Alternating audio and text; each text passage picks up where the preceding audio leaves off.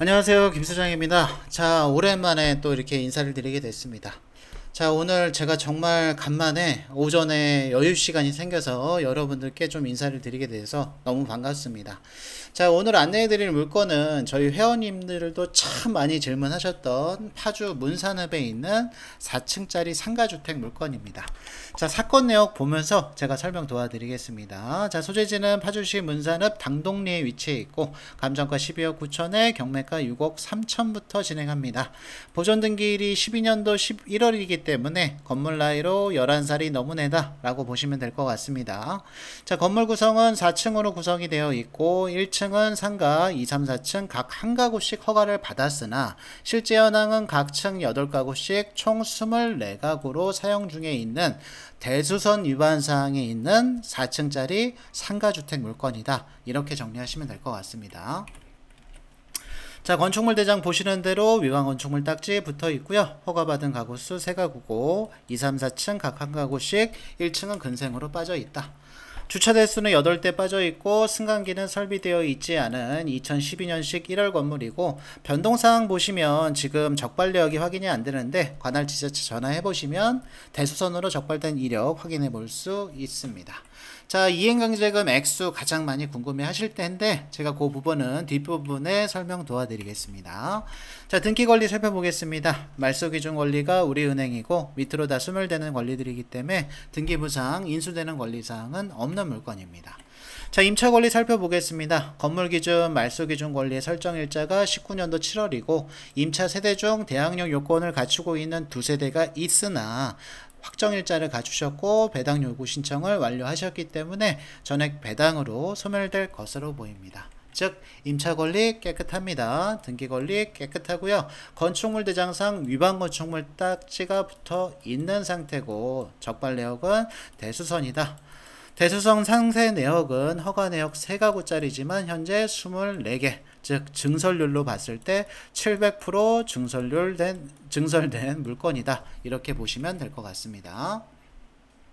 자, 인근 시세 한번 살펴보도록 하겠습니다. 자, 일단은 경매 대상 물건의 위치는 제가 색칠하고 있는 요 위치고 동일 권역대 나와 있는 매물 중에 비교해 볼 만한 매물이 있습니다. 자, 그리고 시장에 나와 있는 임대값은 지금 네이버 기준으로 월세 원룸 풀옵션 기준 최저가 200에 25로 확인되고 있습니다. 자, 제가 잠깐 정리해서 보여드리면 비교 매물이 현재 10억 5천에 나와 있는 매물이 있고요. 저희 경매 대상 물건과 토지 건물 면적 유사하고요. 그리고 건축년도 유사합니다. 그리고 4층짜리 상가주택 물건이고 차이점이 있다면 경매 대상 물건은 12년도 건물이고 이 물건은 11년도 물건이니까 물리적인 컨디션 그리고 입지적인 여건이 경매 대상 물건이 조금 우위에 있다.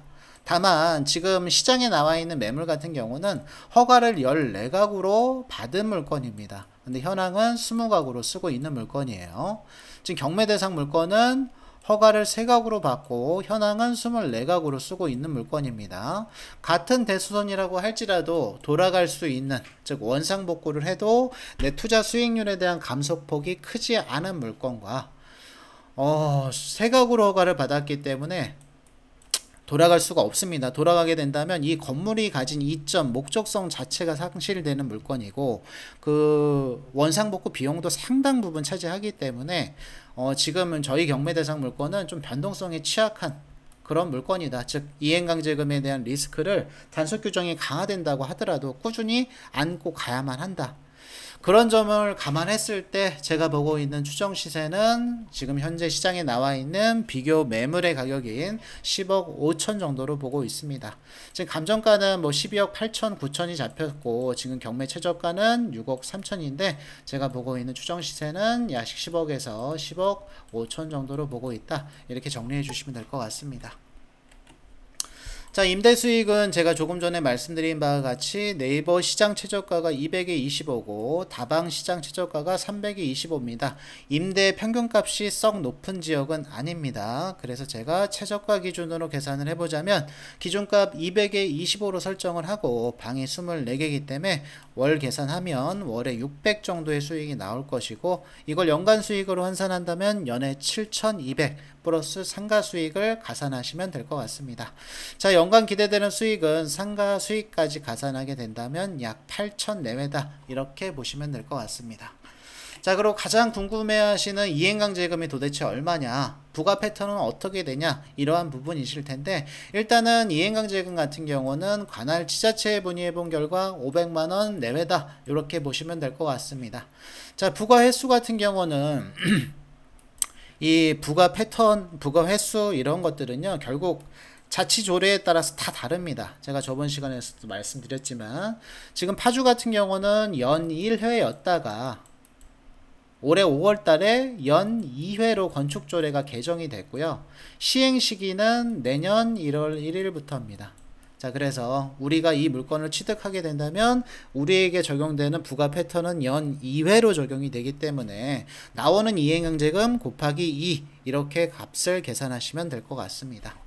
자, 그래서 이행강제금 추정 범위를 말씀을 드리자면, 현재는 500이지만 좀 더 나올 수도 있습니다. 이게 항상 유동적이기 때문에 한 500에서 600으로 잡으시고, 최대값을 600으로 잡게 된다면 연간 2회 부과가 되기 때문에 최대값은 1200만원으로 잡으시면 될 것 같고요. 우리가 기대하는 연간 기대한 수익이 8000이고 이행강제금 부과 액수가 1200이기 때문에 순익 6800짜리 물건이다. 월로 따지면 560 정도의 수익이 나오는 물건으로 보시면 됩니다. 현재 진입구간이 6억 3천인 걸 감안했을 때 정말 괜찮은 수익률이다, 이렇게 보시면 될 것 같아요.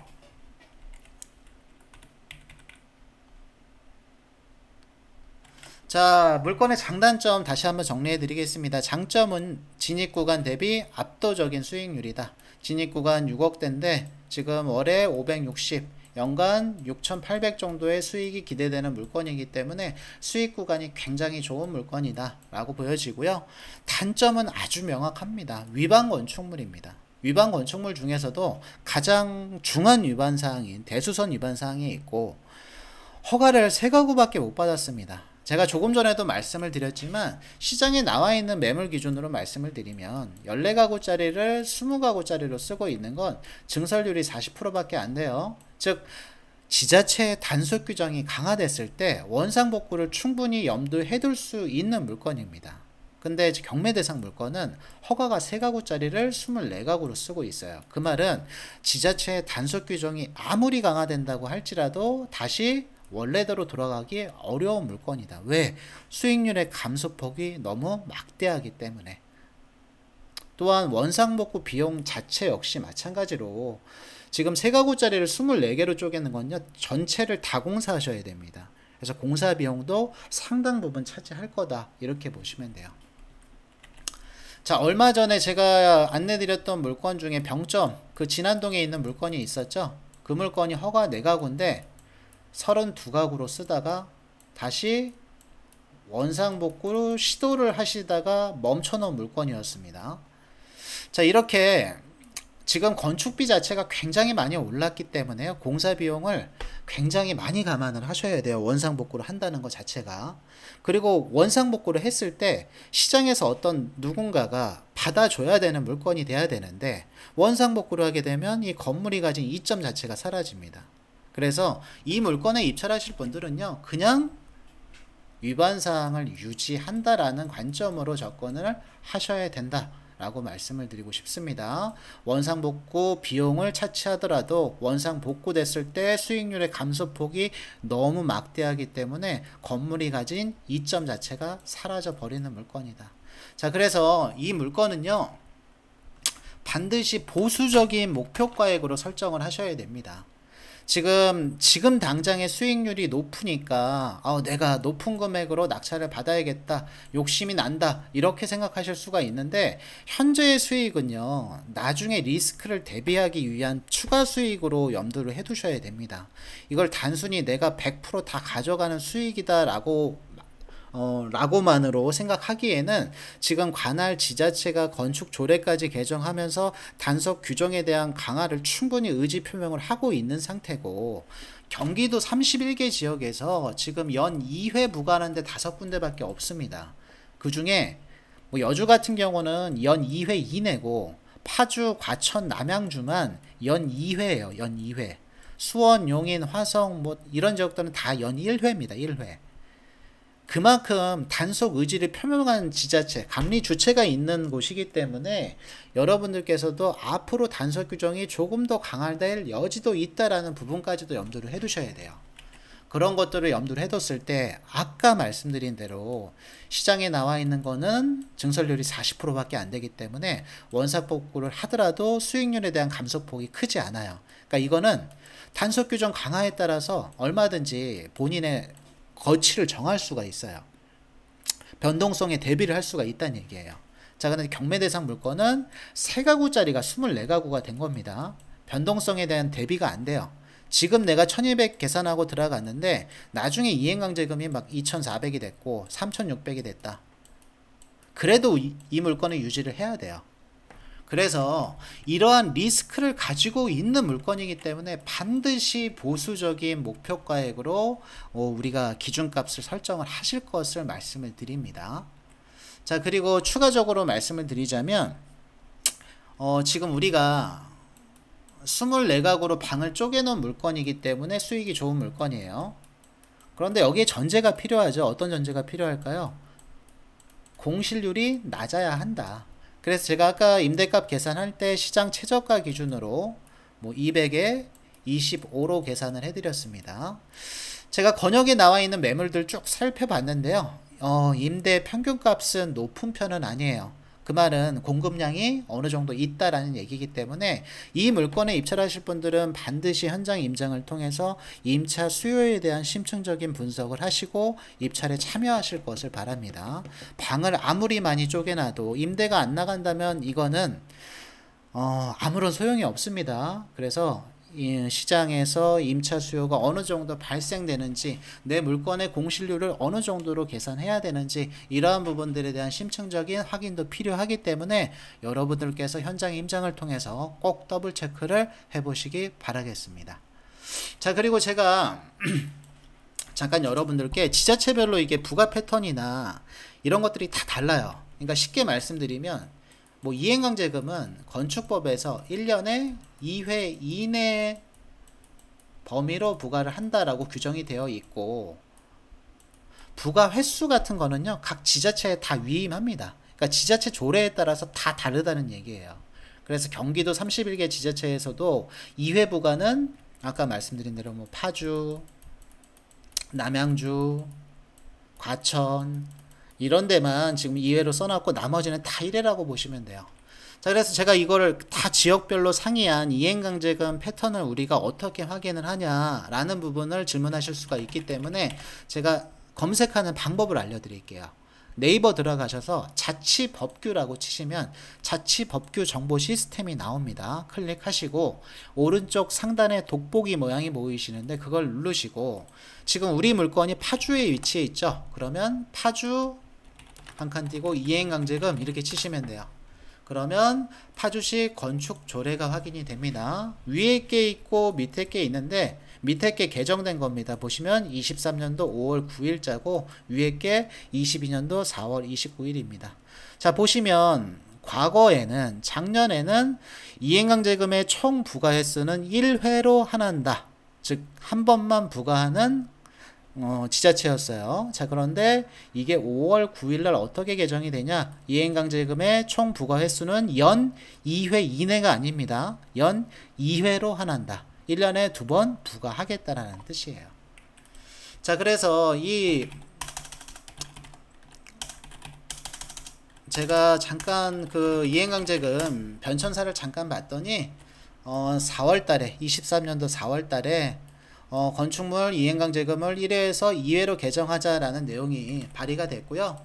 이게 5월달에 개정이 된 거다. 이렇게 정리를 하시면 되고, 시행은 24년도 1월 1일부터입니다. 그래서 내년부터 적용되는 거다. 즉 내가 취득하면 어쨌든 내년이겠죠. 그럼 내가 적용되는 시점은 연 2회로 적용이 된다. 이렇게 생각하시면 되고, 뭐 건축조례 눌러보시면 세부적인 내역들도 나오기 때문에 이행강제금에 대한 부과 패턴이 궁금하신 분들은 이렇게 자치법규 시스템을 이용해서 확인을 해보시기 바라겠습니다.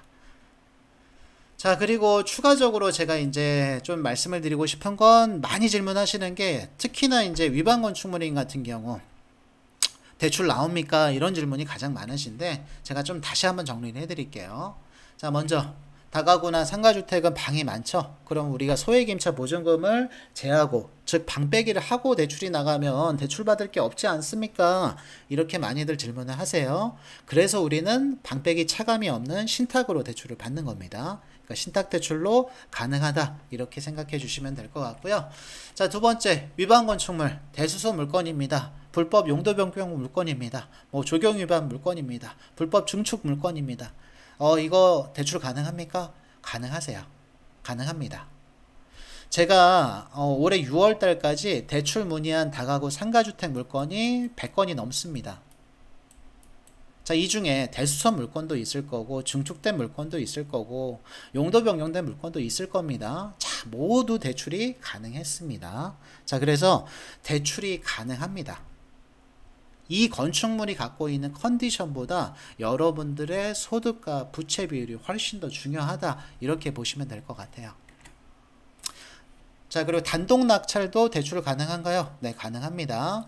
소득이 없어도 대출 가능한가요? 네, 가능합니다. 대체소득, 추정소득으로 가능합니다. 신용카드 사용액이나 체크카드 사용액을 통해서 우리가 가능합니다. 자, DSR을 충족 못해도 가능한가요? 네, 가능합니다. 올해 3월 2일부터 임대나 매매사업자 대출이 풀렸기 때문에 대부분 다가구나 상가주택 물건 같은 경우는 취득가액 자체가 높기 때문에 DSR 여건이 한 80% 이상은 충족이 안 되세요. 자, 그래서 대부분 임대나 매매 사업자 통해서 지금 대출을 받고 실행하고 계시다, 이렇게 말씀을 드리고 싶습니다. 자, 대출한도 LTV는 어떻게 되나요?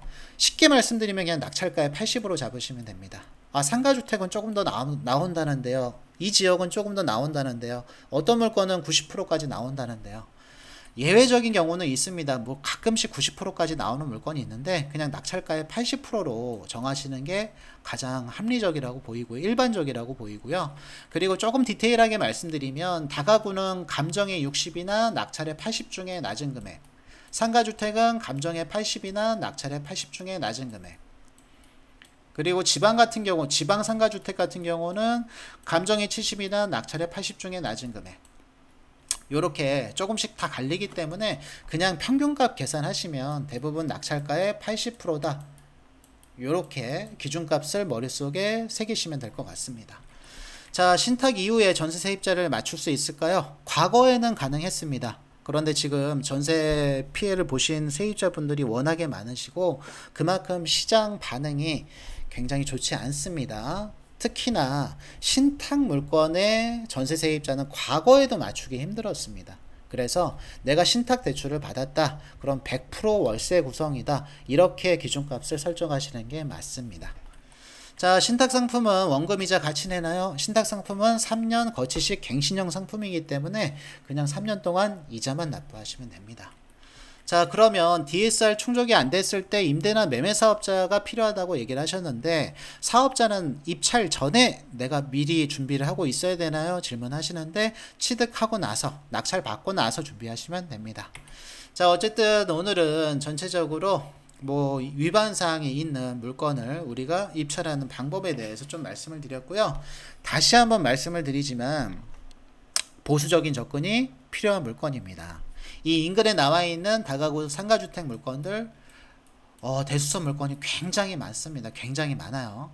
그리고 우리 경매 대상 물건의 대체제 역할을 할 수 있는 물건이 10억 5천입니다. 그러니까 우리가 감정가가 12억 9천이라고 이 금액 생각하고 현재의 수익률이 높으니까 높은 입찰가를 써내야겠다, 이렇게 접근하시면 안 되고, 우리의 시장가, 우리의 물건을 대체할 수 있는 대체제 역할을 할 수 있는 시장 물건이 10억 5천에 나와 있으니 우리는 이 물건의 시세를 10억 5천으로 보셔야 됩니다. 그리고 시장 매물하고 다르게 시장 매물은 14가구 허가를 받아서 20가구로 쓰고 있지만 우리 물건은 3가구 허가 받아서 24가구로 쓰고 있기 때문에 단속 규정이 아무리 강화된다고 해도 우리는 돌아갈 수 없는 물건이다. 그러니까 이러한 잠재적인 리스크를 고려했을 때 반드시 보수적인 입찰가액으로 접근하실 것을 꼭 당부를 드리고요. 마지막으로 현장 임장을 통해서 건축물의 컨디션 보시는 것도 중요하지만 이 물건의 핵심은 임대 수익입니다. 방을 쪼개놨고 대수선인 것도 알고 내가 이행강제금도 계산을 했어요. 그런데 가장 중요한 거 안 보시면 안 되겠죠. 그게 뭘까요? 임차 수요에 대한 심층적인 조사는 필요해 보입니다. 지금 온라인상 임대 평균값은 썩 높은 지역은 아니에요. 그 말은 수요보다는 공급량이 조금 더 많을 수 있다라는 뜻이기 때문에 여러분들께서 현장 임장을 통해서 심층적인 임차 수요에 대한 조사를 하시고 입찰에 접근을 해보시기 바라겠습니다. 자, 어쨌든 오늘 하루만 잘 마감하시면 이제 주말입니다. 다들 즐거운 주말 보내시고요. 이상으로 5분 경매 김 소장이었습니다. 그리고 한 가지만 더 말씀을 드리자면, 여러분들이 뭐 궁금하신 점, 그리고 좋은 물건 없나 이렇게 질문하시는 분들 많으신데요. 네이버에 5분 경매 김소장 치시고 제 블로그에 들어오시면 제가 물건에 대한 설명을 상세하게 올려놨습니다. 뭐 파주 상가주택 같은 경우도 제가 6월 22일 날 올려놨네요. 자, 이렇게 물건에 대한 설명들이 다 나와 있으니까 뭐 대수선 물건이다, 위반 건축물이다, 뭐 이행강제금 고려하셔야 된다, 24가구로 구성이 되어 있다, 뭐 이렇게 다 나와 있어요. 그러니까 여러분들께서 조금 뭐 경매 정보, 좋은 물건 없나 궁금하신 분들은 제 블로그 놀러 오셔서 잘 구경하고 가시기 바라겠습니다. 자, 어쨌든 감사합니다. 이상으로 5분 경매 김수정이었습니다. 감사합니다.